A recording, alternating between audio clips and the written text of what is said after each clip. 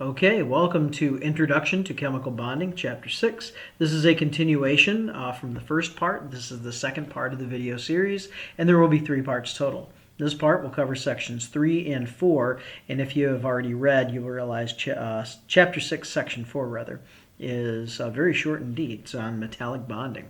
Here we go. You've already seen the unit essential question earlier, so I'll go ahead and move on. Here is the lesson 3 question, and it deals with both ionic and metallic bonding, so you can pause here if you wish and write this down on your student learning map. These are the objectives for section 3. These are straight out of your book. I do not see any asterisks in front of any of these objectives, and so they're probably straight out of the book, maybe paraphrased. Okay, here we go, ionic compounds. So remember that ionic compounds, and we covered this in section 1, are created by the attraction of oppositely charged ions, so positive and negative ions, both called cations and anions respectively, and large numbers of them. It's not between just 2 or 3, it's between large numbers, very much like a magnetic field is 360 degrees, so is the attraction of a positive ion to anything negative that is near it. So what we have to do then, because there are large numbers of these things, is when they bond together, we simply reduce it down to the simplest whole number ratio of positives to negatives, and we call that a formula unit. And this way we can then look at very much like a molecule of a covalent bonded atom, or a covalent bonded molecule, that we can look at just the smallest unit, and this is the way we do that, a formula unit. So sodium chloride, where you have a 1-to-1 relationship, sodium to chlorine, as compared with magnesium chloride or aluminum chloride. Notice it's a 1-to-2 or a 1-to-3 relationship, depending on the attraction. Okay, this is a crystalline lattice of magnesium chloride, and at the center here you'll see a magnesium. And then for every magnesium, if you do a count, and you have to exclude some of these because they are, these terminal chlorines, if you will, actually would not be necessarily terminal. They would actually bond with other magnesiums and everything else, so everything around here. This is just a small snippet of it. But notice it's a 1-to-2 ratio there. And if we go here, there's a magnesium and 1, 2. And you may say, well, what about that one? And what about that one? And what about this one? It looks like it's a 1-to-4 ratio. But remember that this one would be bonded to a magnesium out here. This one is bonded to a magnesium down here. And so they're all interconnected because of this overall attraction to each other. But it is a 1-to-2 ratio if you see the full structure and you count them out. Okay, formation. When atoms of much lower electronegativity collide with atoms of much higher electronegativity, this would be like a metal lower to a nonmetal higher. As the atoms collide, valence electrons can be stolen by the higher electronegative element, which is typically the nonmetal. And so as a result, the atom that loses its valence electrons, 1 or more, becomes a cation, and that would be a positively charged ion. The atom that gains the valence electron, 1 or more, would be then called the anion. It becomes the negative ion because it has more electrons than it did when it was neutral.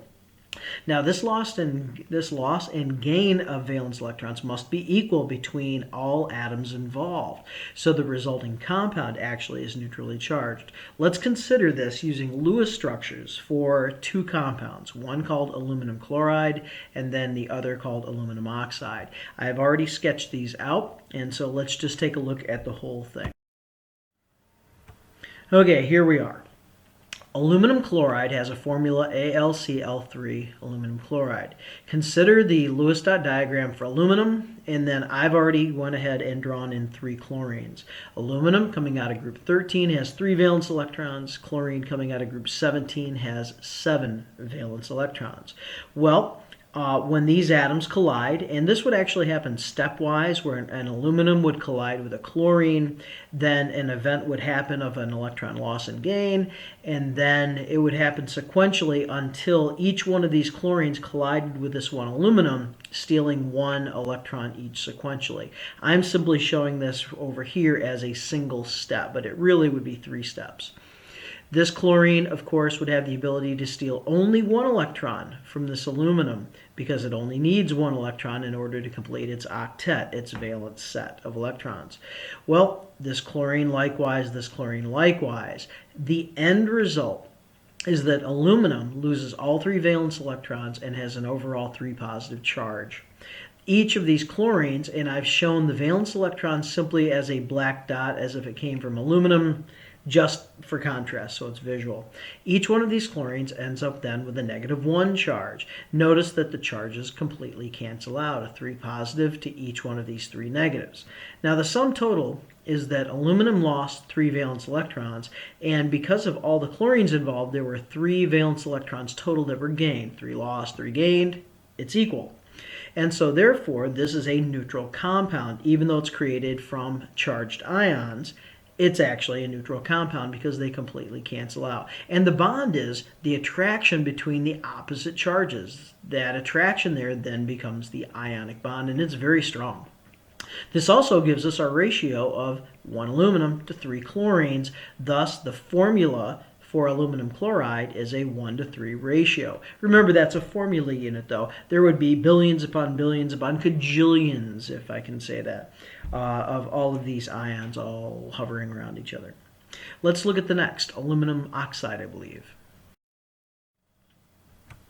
Okay, here is aluminum oxide, and I know this is a very busy diagram, but it starts at the top, and each time there is a step, I've labeled A, B, C, etc. So here's aluminum and here's oxygen. The formula is aluminum oxide Al2O3. It's a 2:3 ratio. Well, I've drawn 1 and 1 of each, and this oxygen, when it collides with this aluminum at step A, would steal 2 electrons. Low electronegativity, high electronegativity, stealing can occur. Therefore, then, this aluminum has lost 2 of its valence electrons. This oxygen has gained both. It is now stable with a 2 negative charge and a full octet. However, notice this aluminum still has a valence electron, and it has a 2 negative charge or 2 positive charge. This is not a stable situation. But what this does is this makes this aluminum very attractive, if you will, to other oxygens in the same container, in the same vessel, in the same area. So a collision between this aluminum and another oxygen is very, very highly likely at this point. So let's go to step C down here. So here's my aluminum again, 2 positive charge. I'll leave this oxygen in because it's still around and it's 2 negative. But this oxygen, brand new oxygen, comes in, collides with this aluminum, but this aluminum only has 1 electron to give up, and it does, so there it goes. Thus, giving us an aluminum with a 3 positive charge. It is stable. It's lost all 3 valence. This oxygen didn't change, but this one, notice, only a 1 negative charge. It's missing 1 valence electron. It's not stable either. Well, this will make it much more likely to collide with an additional aluminum atom because of the electronegative differences. So let's go down to step D. So here in step D, I've brought in another aluminum. That aluminum and that oxygen will remain unchanged. Well, this collision occurs. This oxygen can steal the 1 electron it needs from this aluminum, therefore changing from a -1 to a -2. This oxygen is stable, but the aluminum, 2 valence electrons left, only a +1 charge, is not stable at all. Not a stable relationship, but it makes it attractive to collide with yet another oxygen. So, part E. In part E, all I have done is I have brought in an additional oxygen. Well, this additional oxygen would collide with this aluminum through random collision chance, and it would have the ability to steal 2 valence electrons, of which it would do, and then we'll take this and we'll move down to here, and this would leave both aluminums now with a 3 positive charge because the second aluminum has lost all of its valence electrons. Each one of these oxygens has now completed an octet with 2 valence electrons each having then a -2 charge. Well, count them up. 6 electrons lost by 2 aluminums, 6 electrons gained by 3 oxygens, 2 each. Therefore, it's a 2:3 ratio, equal numbers lost and gained, and this is where we get the 2:3 ratio for the formula and for the like the crystalline structure if you count everything. Everything here has a stable octet. You might remember, hey, wait a minute, aluminum, where is its octet? I don't see any of these valence electrons around here. Well, remember that aluminum, as a 3 positive charge, now has the electron configuration of 1s2, 2s2, 2p6. The 3s2, 3p1 electrons have just been lost, so therefore the remaining structure has an octet. Even though it's a charged atom, there's your octet. That's stable for aluminum even though it has a charge. Let's move on. Okay, what are the characteristics of an ionic bond? Well, ionic bonds are they will minimize their potential energy by combining in an orderly arrangement that we call crystals. All ionic substances, when they are solid, are crystals, and their crystalline arrangement actually minimizes the repulsion and maximizes the attraction, and that is the most stable arrangement of that particular set of ions. Therefore, it's at minimum potential energy.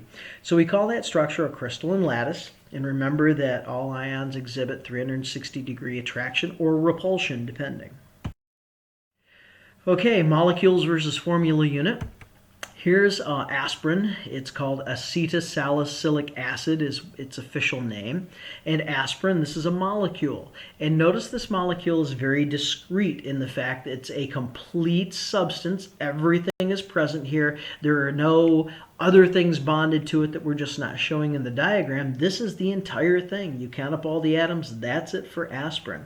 However, you compare that with a formula unit like sodium chloride or cesium chloride, and this is simply a representation of a greater structure where there are, cajillions of more sodiums and cajillions of more chlorines, and likewise with the cesiums.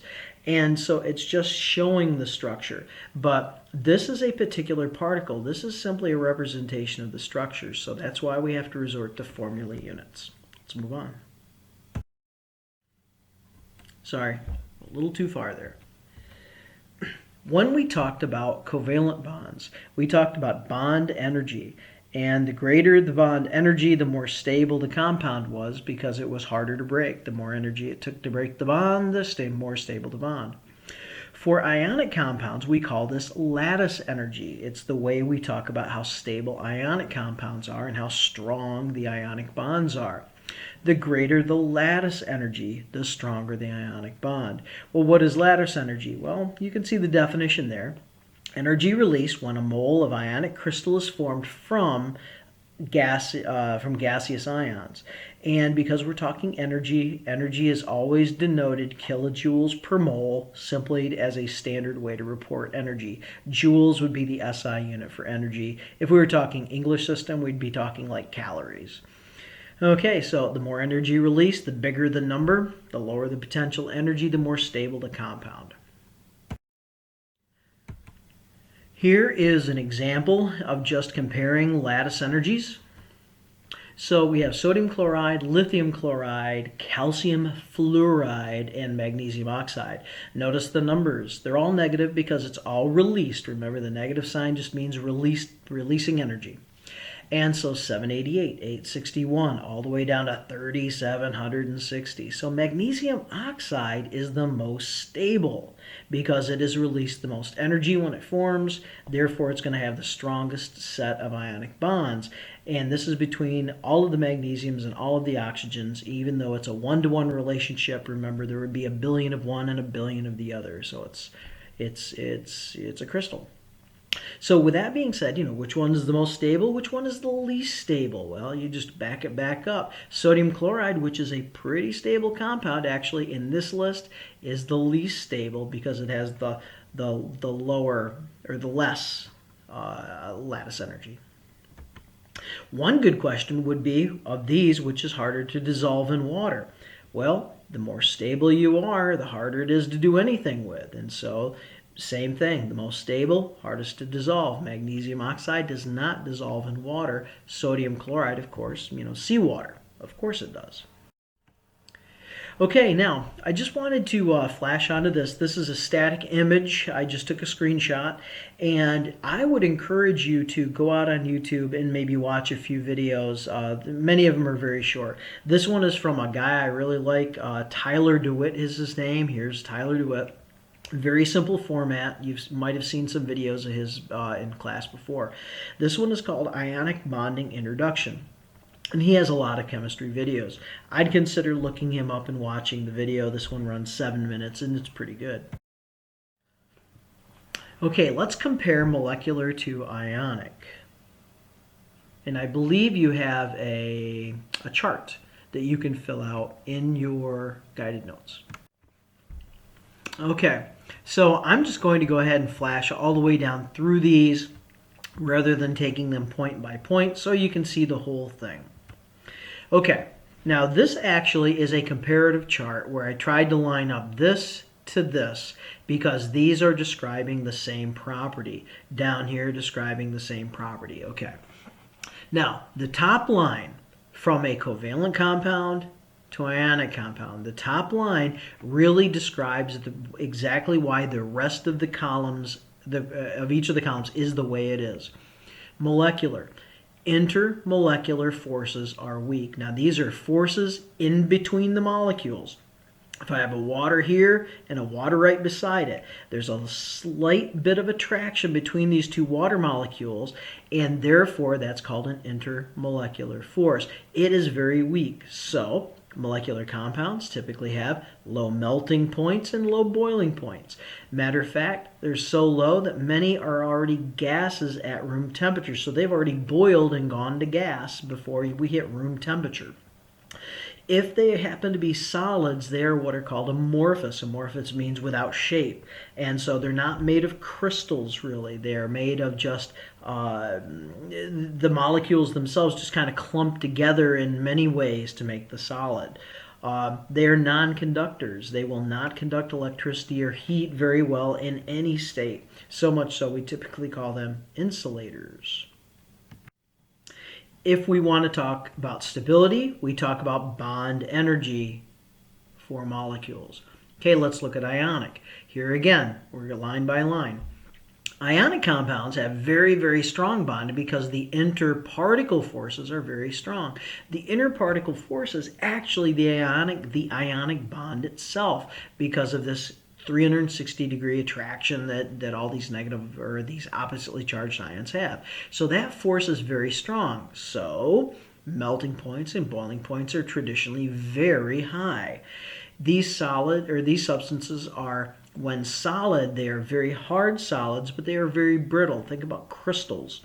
You hit a crystal with a hammer, it shatters, but the crystal itself is very hard. You know, you throw it at something, it's going to dent the side of your car, for instance, before it shatters.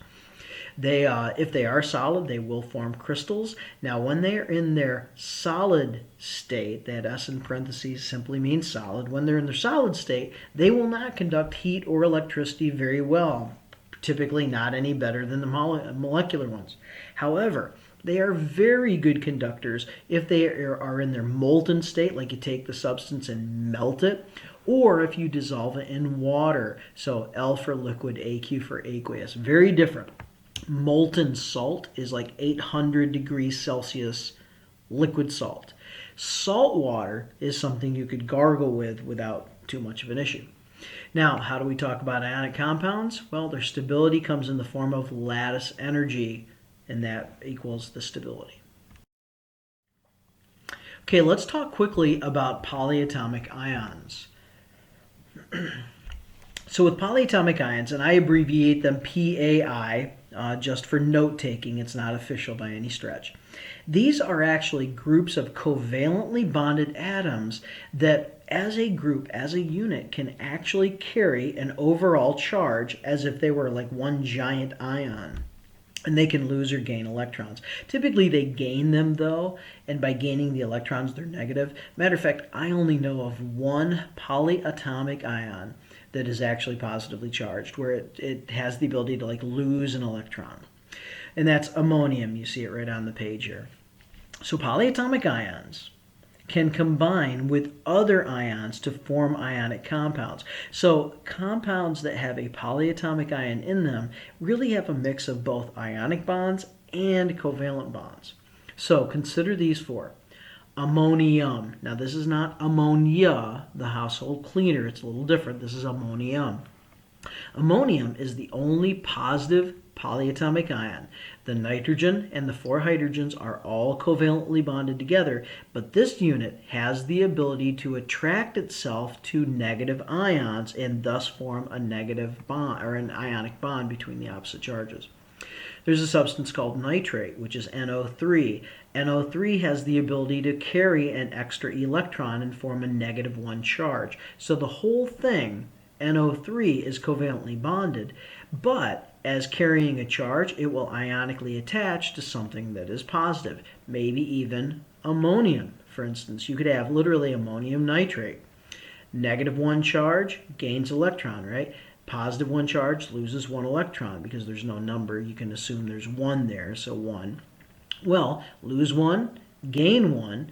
You squeeze these two things together and there's the formula, NH4NO3, ammonium nitrate. Hey, check this out. Sulfate. Sulfate is SO4, has the ability to carry 2 extra electrons, and so it has a 2 negative charge when it has gained those electrons. Well, therefore, it can attract positive ions to it, and then it'll bond together. Phosphates. Matter of fact, it's only one of 2 that I'm aware of that actually can carry 3 extra electrons and have this 3 negative charge, which is a pretty high charge. -1s are common, -2s are common. -3s, not so common. Matter of fact, phosphate and a compound called phosphite. Change the A to an I, phosphite, and that's the only other one that I'm aware of right now. And that would be PO3, 3- as opposed to PO4, 3-. But these are polyatomic ions. So here are some structures of polyatomic ions. In the upper corner up in the left, this would be showing the formation of ammonium, the polyatomic ion with the +1 charge. And if you were to count all of the valence electrons it should have, you'd find out that it has 1 less than it should. And so therefore there's the +1 charge. Here's nitrate. Nitrate actually has resonance structures that we've talked about. It has 3 possible structures, but they're all NO3. Here's sulfate down here, SO4. Notice the double bond, and then 2 single bonds. And then with phosphate, PO4, there's only a double bond there, but the point is 3 extra electrons. So if you were to draw the structure out using the Lewis structure, the 6-step structures method to writing structures, you'd find that you had 3 extra electrons here. But in this case, instead of erasing them and trying to create additional bonds, that it would be correct. Okay, ionic compounds with polyatomic ions, just a few examples. Potassium nitrate would be 1 potassium, K+, combining with a nitrate, NO3 minus. And this, I grabbed a bad diagram. I mean, this is correct for what they're doing, but the whole thing here is NO3 1-. Potassium sulfate is not shown. Magnesium phosphate is.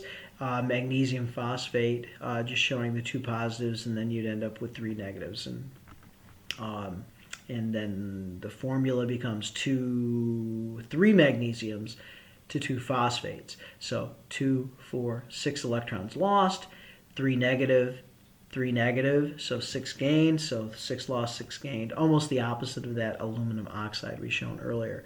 Ammonium oxide not shown. Ammonium nitrate is. So there's your 1-to-1 ratio. Okay, metallic bonding. I do not see any asterisks, so here are your objectives right straight out of the book. I'm going to move on. Metallic bonding is created by overlapping orbitals of all of the metal atoms that are side by side, and this results in a shared set of valence electrons because they all have equal electronegativities, and so they actually pull on all of the electrons, and they create this huge system of shared valence electrons that really don't belong to any one particular atom in the sample. So a chunk of iron, chunk of copper, chunk of whatever. You know, name a metal, gold, silver. So anyway, sometimes this is called a sea of electrons or a sea of delocalized electrons because they're not local to any one atom, so they are delocalized. They're kind of like homeless, if you will. So metallic bonding simply results from this mutual attraction of all of these electrons that surround all of these metal atoms. And it's a fairly strong bond. So metal atoms are simply packed together, and when they pack themselves together in solid form, they actually form crystals. Even though when we look at a chunk of metal, we don't think crystal, at the atomic level, it is a crystal. So this is the idea. I'm surprised this actually works as far as that small bit of animation there. So sea of delocalized electrons simply means that the valence electrons are moving all over the place in the sample. They don't really belong to any one atom, and that creates a kind of this continuous bond. If you sorry, I'm waving my hand in front of the screen as if you could see it. Just sea of electrons, and there's this. Moving on. Okay, what about metallic bond properties? Well, because of the freedom of valence electrons to move around will account for the very good conductivity of metals. They conduct heat very well, and they conduct electricity very well. Absorbed light by electrons at the surface of a sample of a metal will emit, let me see, where am I at? I'm sorry. The absorbed light by electrons at the surface and the emitted light by those very same electrons is almost at the same frequency. So therefore it gives metals their luster. So the light waves coming in and light waves bouncing off or leaving, if you will, because remember those electrons are absorbing that energy and then releasing it. But when they absorb and release, whatever that wavelength was, that's what it's releasing, and so therefore it becomes reflective. That's how reflective substances work. The incoming and the outgoing wavelengths are identical. Since metal atoms will never line up and they never repel each other, metals can be bent or shaped. They don't shatter typically as crystals do. So this will account for malleability and ductility of metals. It's the metallic bond. Well, I guess that was it. Okay, so this is Boseman science, and the guy you're looking at in the upper left is Mr. Anderson. If I knew his first name, I do not remember it now. This is a video that he has, runs a little under 6 minutes on metallic bonding, and I like his presentation. He has tons and tons of videos in many subjects. All of his chemistry videos are spot on. So I recommend you would watch that video. Okay, so that brings us very close to the end of our presentation. I've got a couple more things here, but with the unit, this tells me that we have one more question left, and this will basically be where the next presentation starts with Section 5, intermolecular forces. But before we do that, let me flip the slide. And I want to let you know about a couple of videos. I would strongly recommend you look up Tyler DeWitt. He has one what's called VSEPR theory. This is it's an acronym, VSEPR, valence shell electron pair repulsion. VSEPR theory. Good video, runs a little longer for Tyler, but it's a good video. A very short video on VSEPR, runs about 6 minutes, from Professor Dave. I recommend you watch both of those videos. Moving on. And also in Section 5, we're going to talk about intermolecular forces. And we're going to focus a little bit more on them than your book does. And so I would recommend maybe you kind of pre-watch these before we go into the presentation. And that would be, here again is Professor Dave. And this is intermolecular forces and boiling points.